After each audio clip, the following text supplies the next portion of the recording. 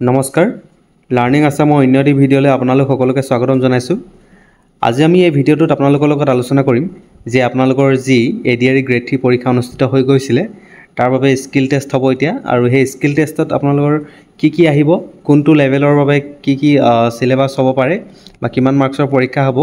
এইসমূহ, আৰু এইসমূহৰ ৰিলেটেড ইতিমধ্যেই SLRCয়ে ইতিমধ্যে আপোনালোকৰ যোৱা 30 মে তাৰিখে এখন নটিচ জাৰি কৰিছে।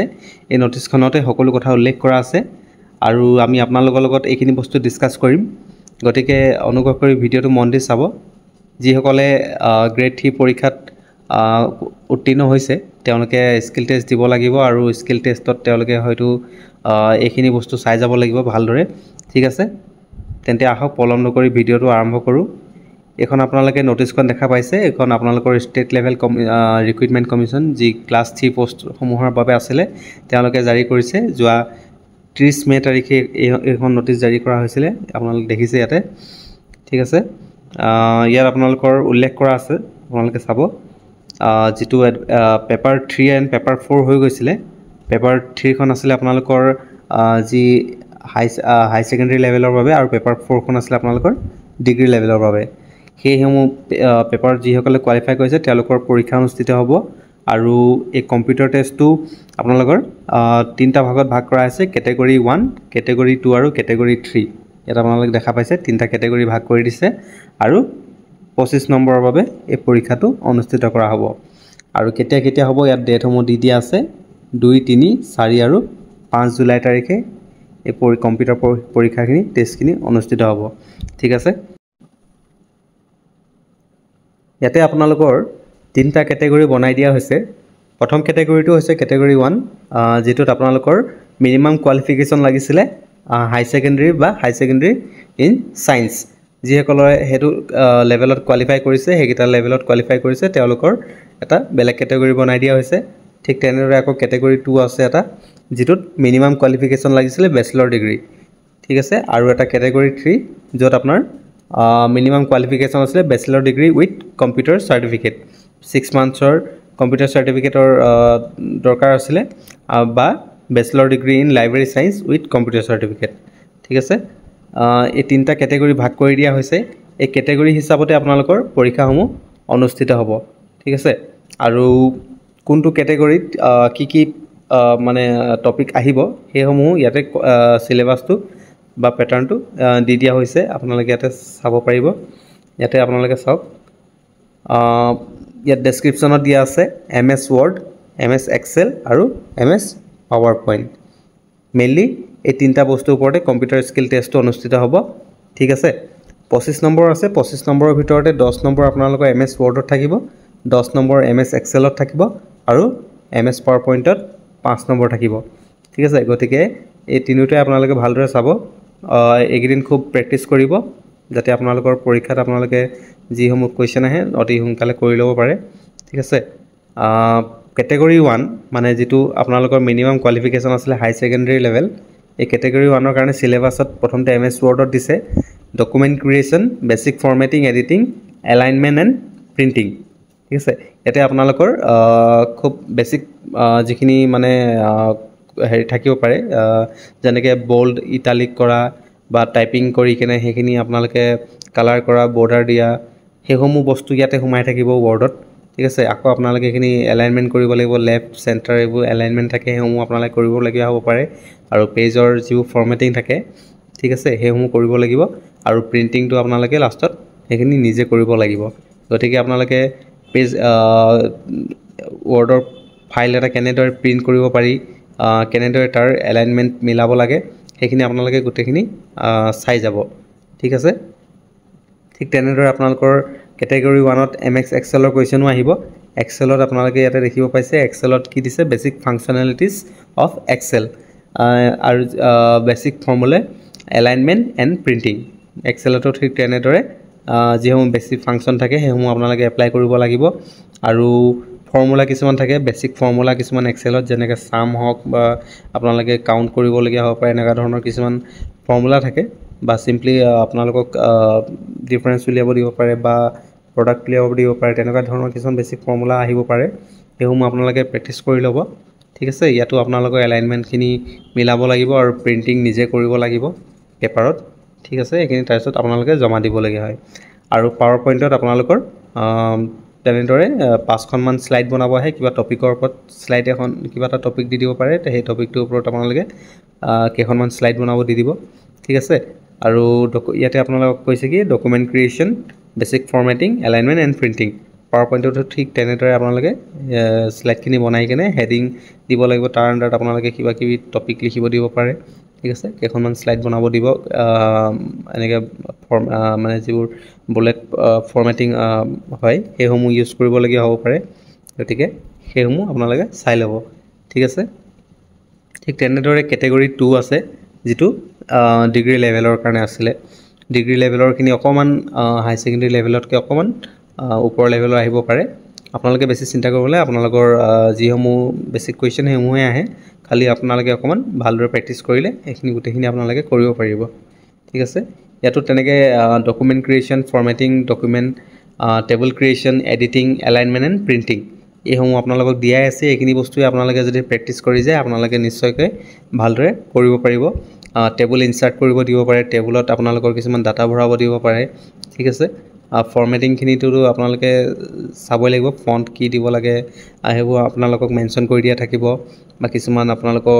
ৱৰ্ডত ইউজ কৰিব দিব পাৰে সেইসমূহ আপোনালোকে চাই ল'ব ঠিক আছে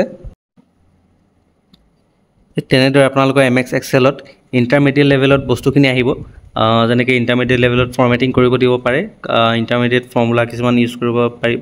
দিব পাৰে conditional maths and validation alignment and printing এইখিনি ছেম থাকিব আপোনালোকে ইয়াত ধৰি লওক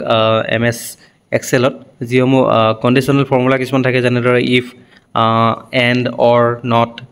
সাম ইফ কাউণ্ট ইফ এনেকুৱা ধৰণৰ কিছুমান ফৰ্মুলা আছে যিবোৰ কণ্ডিশ্যন লাগে হয়নে তেনেকুৱা ধৰণৰ ফৰ্মুলা কিছুমান আহিব পাৰে বা ফৰ্মেটিঙতো আপোনালোকৰ তেনেকৈ ধৰণে ধৰি লওক ফৰ্মুলা কিছুমান দিলেও আপোনালোকৰ প্ৰফিট লছ কেলকুলেশ্যন কৰিব দিব পাৰে তেনেকুৱা ধৰণৰ কিবা গ্ৰাফ বনাব দিব পাৰে ঠিক আছে বা পাই চাৰ্ট তেনেকুৱা ধৰণৰ ইনচাৰ্ট কৰিব দিব পাৰে সেইসমূহ আপোনালোকে অলপমান চাই ল'ব ইয়াত আপোনালোকৰ সেইসমূহ আহিব পাৰে ঠিক আছে আৰু MS পাৱাৰ পইণ্টত তেনেদৰে আপোনালোকৰ ইণ্টাৰমিডিয়েট লেভেলত ধৰি লওক কিছুমান আপোনালোকৰ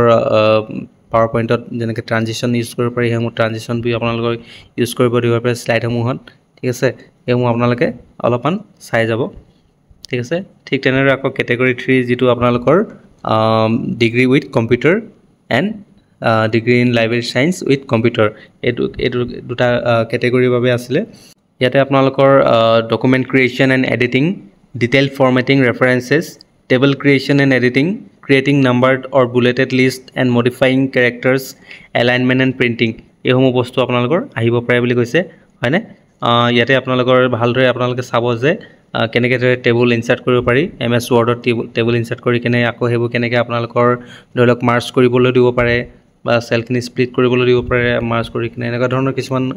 কুৱেশ্যনছ দিব পাৰে ঠিক আছে এইসমূহ আপোনালোকে চাই ল'ব আৰু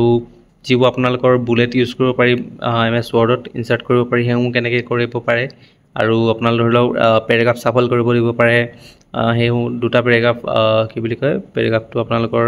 যেনেকৈ কিতাপত টেক্সট বুকবোৰত থাকে ন দুটা পাৰ্ট থাকে তেনেকুৱা ধৰণৰ কৰিব দিব পাৰে এনেকুৱা আগত বছৰটো আহিছিলে সেইসমূহ আপোনালোকে অকণমান চাই ল'ব ঠিক আছে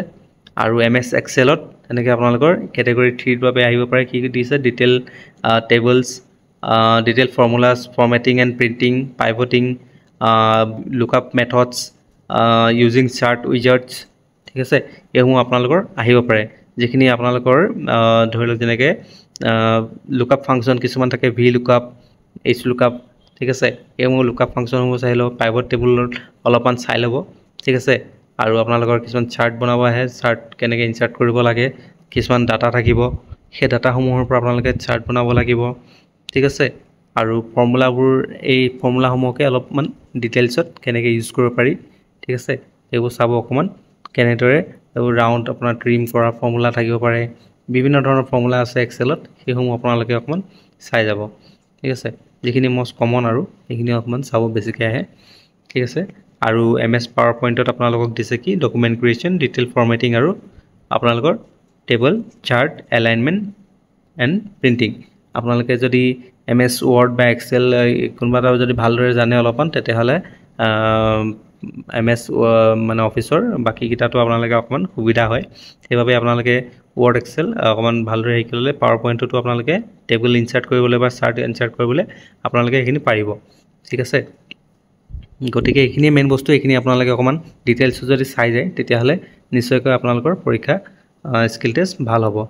ইয়াতে আপোনালোকৰ এই নটিছখনত আৰু এটা বস্তু দিছে আপোনালোকে এডমিট কাৰ্ড কেতিয়া ডাউনলোড কৰিব পাৰিব এইটো সেৱা অনলাইন যেটো ৱেবছাইট আছে হেতুৰ পৰা আপোনালোকে ডাউনলোড কৰিব পাৰে